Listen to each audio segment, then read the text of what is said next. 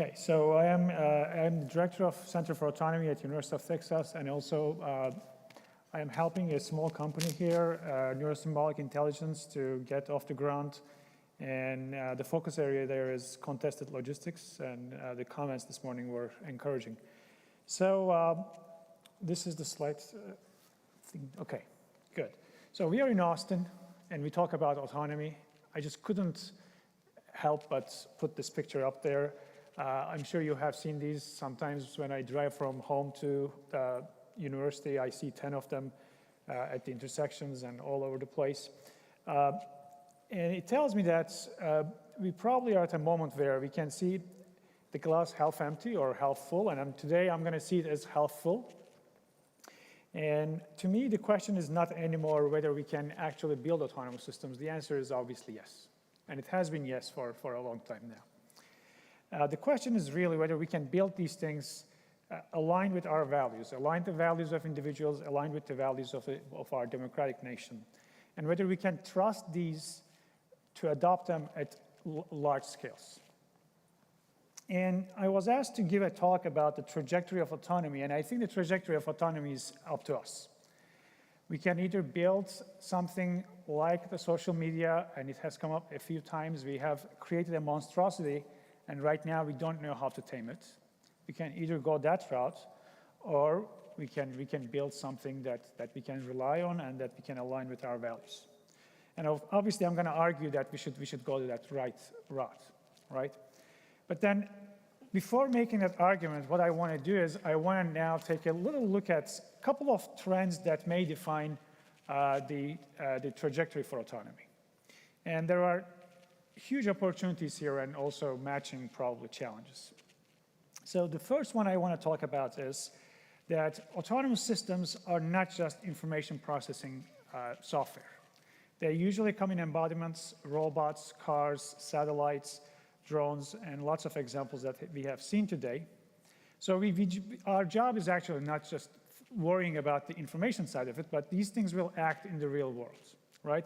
They will work with us, they will move things for us, they will fight for us, they will respond to crises and a bunch of other tasks. And the stakes are extremely high because these are now physical objects that are around us. They can also cause real harm. So I think the trajectory is partly going to be determined by whether we can design out the risks for autonomy, especially the autonomous systems with embodiments, while also realizing the potential of them. The second trend I'm going to talk about is that the proximity to humans. Autonomous systems are coming close to us. It is not a technology that far from us is doing good things for us, but it is moving toward us. Pilots and AI pilots sit in the same cockpit. Commanders work for all strategic and tactical reasons with AI assistants. And actually also people on the street, not just specialized professions, but people on the street are getting very close to autonomous systems.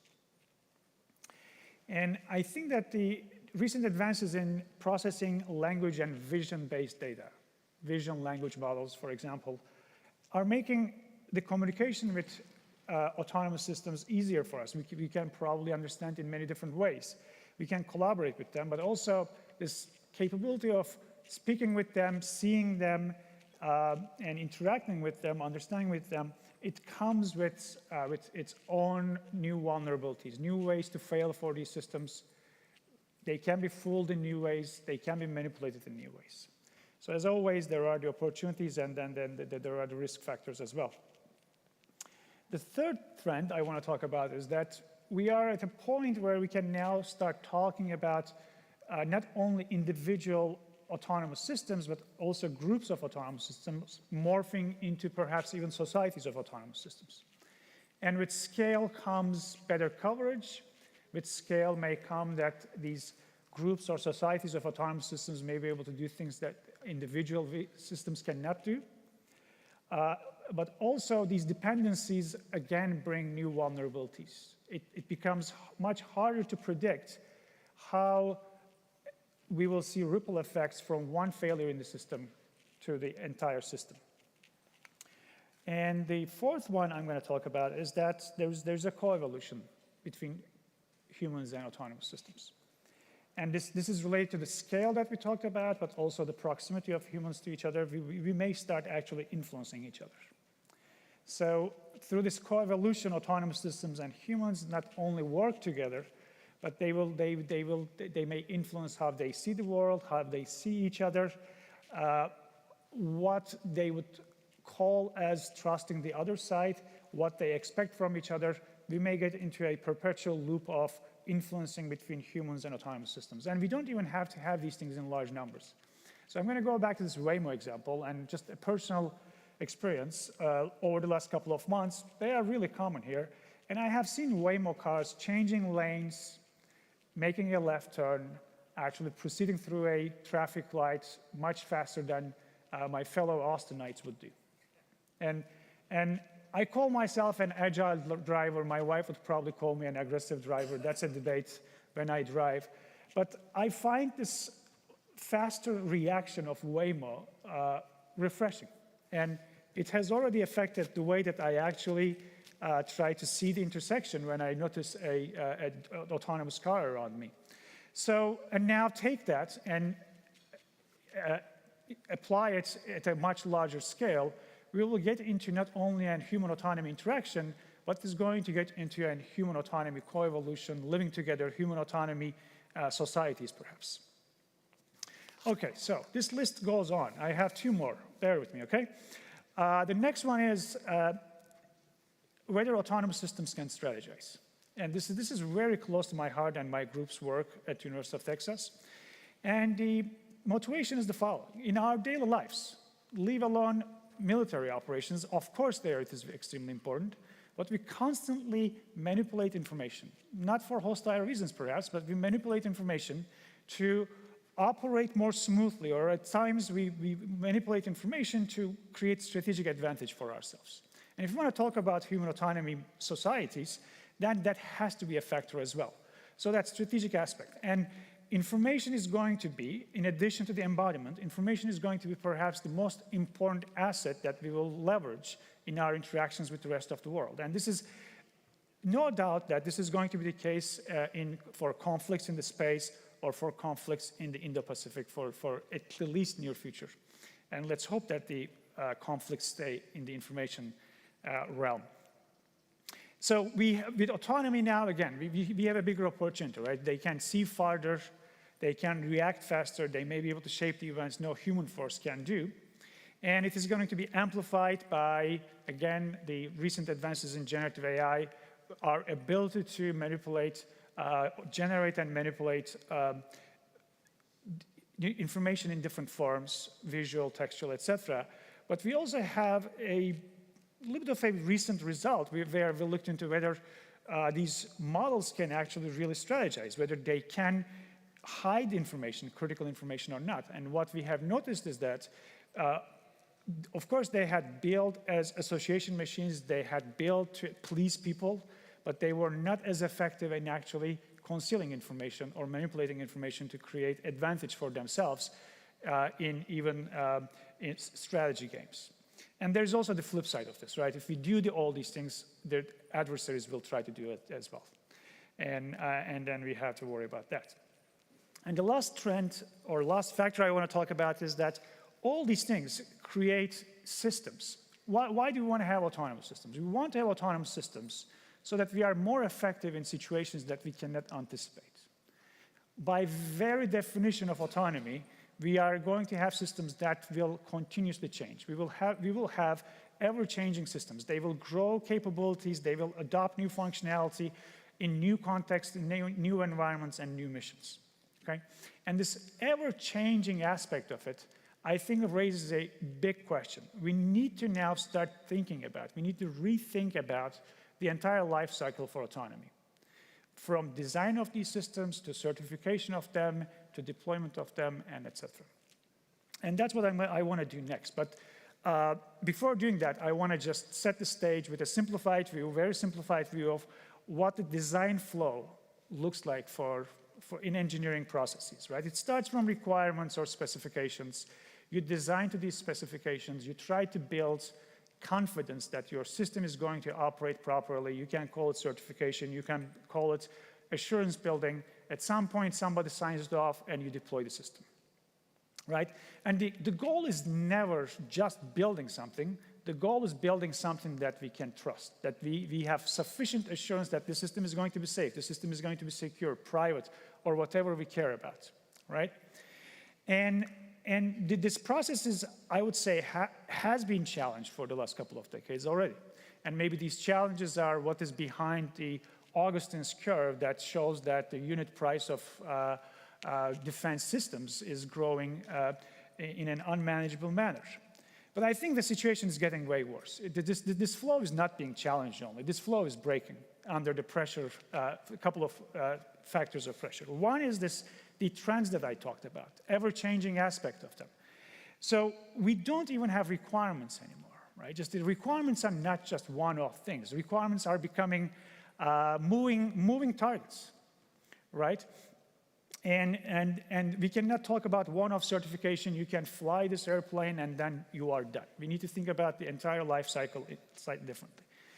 And I think the other factor is the culture that we have in AI today, where we don't even talk about requirements. We almost never start, hey, I want to build a system that's going to comply with these requirements. I expect this from it. It is all dreaming something and using as much data and compute that you can use and hope that the system is going to actually comply. Is going to do something seemingly useful. And I think that this omission is not just like a sloppy engineering process. It is just amplifying the severe adverse effects that we will see in the future, right? It feels, for many of us, it now feels warming, fuzzy. We might be making, we might be bringing revenues, but I think that it is going to create a bigger problem in the future. And this challenge is not just theoretical, right? I want to go back to I want to remind you the social media example. We have created something, and we are now dealing with the consequences of that, misinformation and many other tools that can be exploited against us. And I'm going to argue that we don't have slightest idea or incentives to actually deal with that.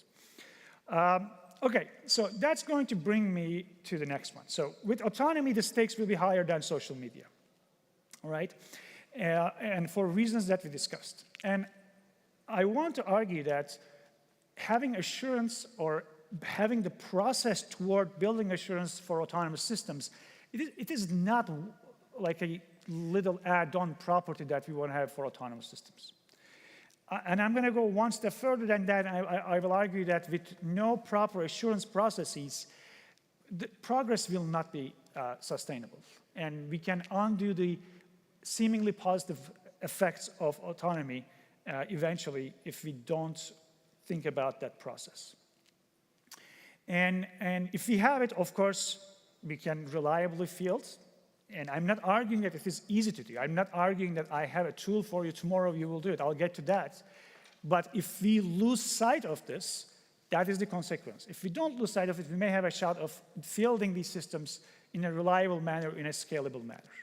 And the process is also going to give us a common purpose for all the stakeholders, a common purpose, a common language through which they may be able to coordinate. And this coordination doesn't have to be that they give up on their own purposes. The coordination can be in such a way that we go toward assurance while also not stifling innovation. I believe that is possible. We just need to acknowledge that. Okay, how are we going to do that? Who knows how are we going to do that? If we knew it, we would go out and do it, right? But we are working, we put a proposal out there, and I think we should have many such proposals, and we call it dynamic certification. And we said that let's reinterpret certification as continual risk management over the lifetime of a system. That is that we deploy an autonomous system with limited capabilities for specific context, and then interact with that. It does something. Out of that, you figure out what it can do, what it cannot do, how you can expand the context, and then start expanding and get into that iterative process. At this point, it's a concept, but some parts of DoD, especially the, I think, Office of the Secretary of Defense/War, found it interesting enough that we now have a so-called DoD multidisciplinary university research initiative project on that. It is just starting up. And remember that, and I'm academic, right? And please give me credit that I did not show you any gibberish slides so far. Here is my gibberish slide, okay? So, what does dynamic certification do? It aims to not interpret specifications as frozen objects, right? They will evolve. They will be elicited from the stakeholders, designers, commanders, users, etc., and they will be refined over time. We hope that this is going to give that joint language. Oftentimes, we don't agree on things. We cannot agree on things because we don't even have a joint language to discuss these. And I think that the starting point could give us a joint language. Then verification or certification could look into also act under uncertainties, incomplete specifications, inconsistencies. And joint languages here is extremely important because I have been in engineering design processes where we were given requirements that were actually inconsistent with each other. So a company works to build a system that cannot exist, all right? And they did not even have a means to discuss this. So starting from specifications becomes extremely important. And then, of course, we want to deploy in cases where we don't know how to act. So we need to have the means to anticipate the unexpected and find the vulnerabilities, not all of them from the beginning, but at least with sufficient advance time so that we can act on them in a timely manner. So that's what I want to say about dynamic certification. So I'm going to go to an example very briefly where dynamic certification, I believe, can have actually find a very important use. And this is also motivated by conversations with the Army Research Lab and Air Force Research Lab and Air Force personnel. It is the desire of instilling autonomous systems with ethical values. And let's just think about even the more narrow context of autonomous systems in the military context, right? And where are the ethical principles? They can be the norms that we might have, the commander's intent, rules of engagement, the team dynamics are complicating these things, etc. So dynamic certification could play as in the following way. If these norms only stay in the commander's mind, or if they are in an unprocessable way in the laws of armed conflict, right, we cannot act on them. So the goal here is translating them into computable and testable specifications. And of course, these will evolve over time, things will shift, therefore the verification step, the middle step, also has to adjust to these shifts. And not only the shifts, but also inevitably, these things will come partly from humans. Human language, human reasoning will be vague. So in the face of vagueness, we need to be able to go test and evaluate autonomous systems. So that is the middle step. And as things shift, conflicts may arise. Your ethical value and my ethical value might deviate from each other. Whether these systems can actually proactively go and resolve such conflicts is the next piece. I really believe that building ethically aware systems is a very interesting use case for dynamic certification. Okay, so I think this is what we should do. Obviously, I think this is what we should do because I built my academic group on that. Let's talk about one more aspect. I think this is where US excels, but we cannot take it for granted. And I think it is the diversity in perspectives, diversity in methods, the diversity in stakeholders, right? We need to create an environment we can actually sustain such diversity. As I said, this is our strength, but we cannot take it granted. We need to nurture it. It's going to help us have a broader coverage from many different angles. We can look at the problem, and we can find the blind spots. Does anybody disagree with that? And is anybody actually in the AI field right now? I'm going to argue that what we have in AI is actually just the exact opposite of this. A couple of ideas are sucking all the energy and resources. And I think that is actually short-sighted. So we need to change that. And one idea, and I'm not going to claim that this is the idea, just having argued that we need diversity. I think we need diversity in our opinions about diversity as well. But here's an idea that we have been talking about. It is what is called neurosymbolic AI. Neurosymbolic is in that the symbolic aspects are good in reasoning and structure and neural elements, as in the language models or transformer models these days. They will be good in building patterns and scalability. They will both have gaps. If you use ChatGPT, you probably notice those gaps. And actually, if you use ChatGPT and if you are talking about prompting it better, there is a gap, right? We have accepted that, but that's a gap itself as well. So how can these two ideas that have come to existence in perhaps different decades even work together and create something better? And as in the assurance case, I think diversity is not just an add-on property. We have to invest in that. We have to preserve that. Monocultures will always feel more attractive. You will make more money more quickly, right? But that is also going to be prone to brittleness. So if we invest in diversity, I think that's going to be our competitive advantage. And why do I think that? Because I see the competition as this. I asked ChatGPT what would be a good metaphor for this. It gave me this stool.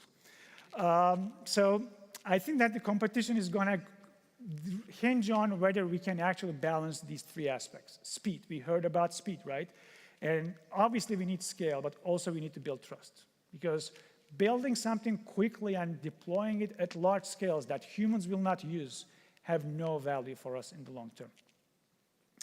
And our allies, our competitors, China hopefully is fielding quickly and large, and what they do on the trust side is yet to be tested.